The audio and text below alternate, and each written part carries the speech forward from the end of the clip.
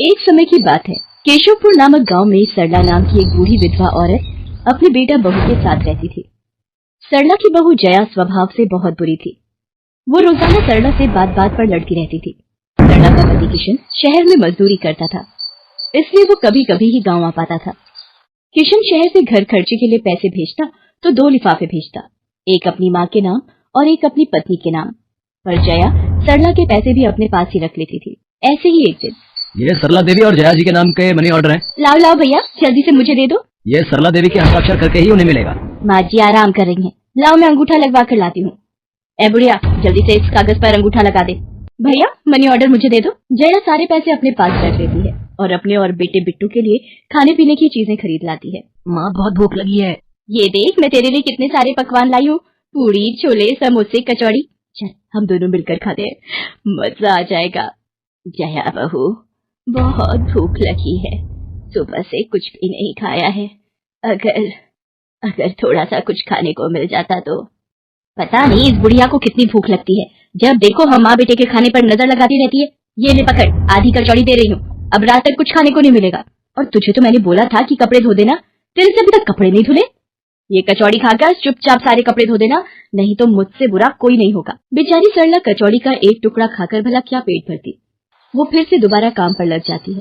एक दिन किशन शहर से वापस आने वाला था। जया को पता था कि जब किशन सरला से पूछेगा कि वो उसे पैसे बराबर भेजता है तो उसे मिलते हैं या नहीं। ये बात सोचकर जया थोड़ा घबरा जाती है और वो सरला से कहती है, ओ बुढ़िया, अगर तूने अपने बेटे से कहा कि तुझे उसके भेजे हुए पैसे नहीं मिलते तो मुझसे बुरा कोई नहीं होगा। वो तो एक दिन रहकर चले जाएंगे, उसके बाद जो मैं तेरा हाल करूंगी ना, फिर तू देखती रह जाएगी। इसलिए अपने बेटे के सामने दुखड़े रोने की कोशिश मत करना। नहीं बहू, मैं किशन को कुछ नहीं कहूंगी। माँ मैंने तुम्हें पैसे भेजे थे, वो तुम्हें मिल गए थे ना? अरे आप बिना कैसी बातें करते हो, माँ जी को मैं बराबर से पैसे देती रहती हूँ। माँ जी ये लो गरम गरम पनीर के पकौड़े, आप भी खाओ। किशन 2 दिन रहकर शहर वापस चला जाता है। जया फिर से अपने रूप में आ जाती है। दिन भर सरला काम करके एक दिन चक्की से आटा पिसवा कर लौट रही थी कि अचानक उसे चक्कर आ जाते हैं। रिक्शा में जाती एक लड़की देख लेती है। भैया इन्हें उठाने में मेरी मदद करो, बेचारी पता नहीं कौन है। सुमन ये तेरे साथ कौन है? ये रास्ते में बेहोश हो गई थी, मैं इन्हें घर ले आई, लगता है इन्हें होश आ गया है। अब कैसा लग रहा है आपको? मैं ठीक हूँ बेटी, तुम्हारा बहुत बहुत शुक्रिया बेटी। माँ जी आप इतनी भारी आटे की बोरी अकेले ही उठा कर ले जा रही थी, आपके बच्चे या कोई? सरला की आंखों में आंसू आ जाते हैं, रो पड़ती है। माँ जी कोई परेशानी है तो आप हमसे कह सकते हो, मुझे लग रहा है आप बहुत परेशानी में हो। क्या करूं बेटी, मैं इस जीवन से हार गई हूँ। सरला के दुख का घड़ा फूट जाता है और वो सारा दुख सुमन और बाकी लड़कियों को बताती है। अब इस संसार में जीने की कोई इच्छा नहीं है मेरी।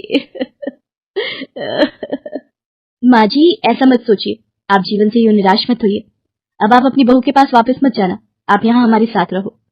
बेटी तुम बहुत अच्छी हो, भगवान तुम्हारा भला करे। तुम लोग यहाँ गांव में रहती हो क्या? जी माँ जी, हम मेहंदी वाली हैं, हम लोग मेहंदी लगाने का काम करती हैं और आसपास के गांव और शहरों में मेहंदी लगाने जाती हैं। क्या मैं भी ये काम सीख सकती हूँ? क्यों नहीं, बिल्कुल, और ये तो बहुत अच्छी बात है, हमारे ग्रुप में आप भी जुड़ जाओगे, मैं आपको मेहंदी लगाना सिखाऊंगी। सरला अब उन लड़कियों के साथ ही रहने लगी और कुछ ही समय में वो बहुत अच्छी मेहंदी लगाना सीख गई। इधर जया सरला के कुछ दिन तक वापस न आने से घबरा जाती है। ये बुढ़िया इतने दिनों से कहाँ गायब है, मुझे तो कोई खोज खबर नहीं है। बिट्टू के बापू ने हम सबको अचानक शहर बुलाया है, वहाँ जाकर अब यही बोलना पड़ेगा कि बुढ़िया की तबीयत खराब थी इसलिए नहीं ला सकी। जया बिट्टू को लेकर किशन के पास शहर पहुँचती है।